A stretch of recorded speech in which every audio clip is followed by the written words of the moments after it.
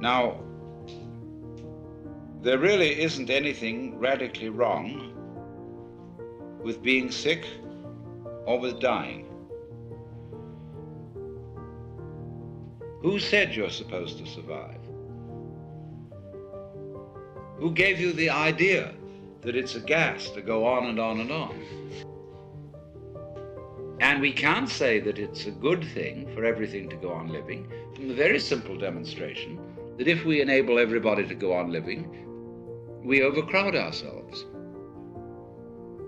That we're like an unpruned tree. And so therefore, one person who dies in a way is honorable because he's making room for others. And the panic that all life everywhere must be saved, although each one of us individually will naturally appreciate it when anybody saves our life,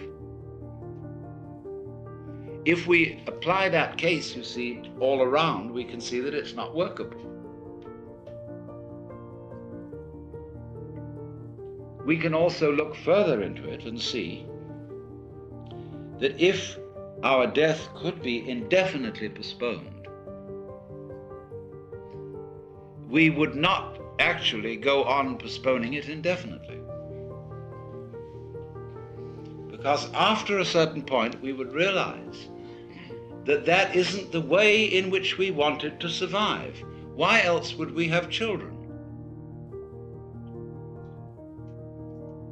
Because children arrange for us to survive in another way. By, as it were, passing on a torch,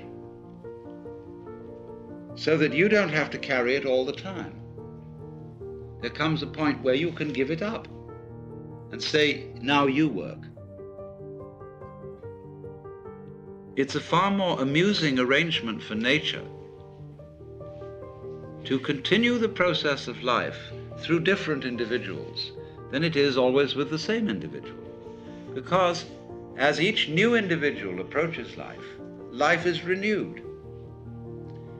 And one remembers how fascinating the most ordinary everyday things are to a child, because they see them all as marvelous, because they see them all in a way that is not related to survival and profit.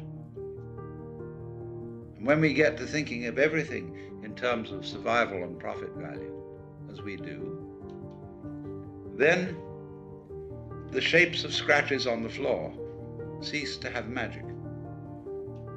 And most things, in fact, cease to have magic. So therefore, in the course of nature, once we have ceased to see magic in the world anymore, we are no longer fulfilling nature's game of being aware of itself. There's no point in it anymore. And so we die. And so something else comes to birth, which gets an entirely new view. And so nature's self-awareness is a game worth the candle. It is not, therefore, natural for us to wish to prolong life indefinitely. But we live in a culture where it has been rubbed into us in every conceivable way that to die is a terrible thing.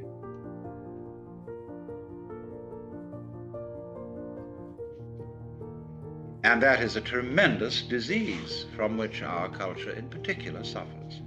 And we notice it firstly in the way in which death is swept under the carpet. This is one of the major problems in hospital work. When a family conspires with the doctor to keep from grandmother the knowledge that she is dying. Grandmother suspects that she is dying, but probably doesn't really want to know for sure. And her family talk with her in such a way as to say, well, it'll be, you'll probably be getting all right in a few weeks. Won't it be nice to be able to do this, that, and the other? Because they have this funny feeling that it's important to build up courage and hope. And so they become liars, and a mutual mistrust develops. Because once you are playing the game on that level, you tend to play the mistrust on other levels. And so the person is left to die alone, suddenly, unprepared, and doped up to the point where death hardly happens. And there is no derivation from it of the peculiar spiritual experience that can come with death.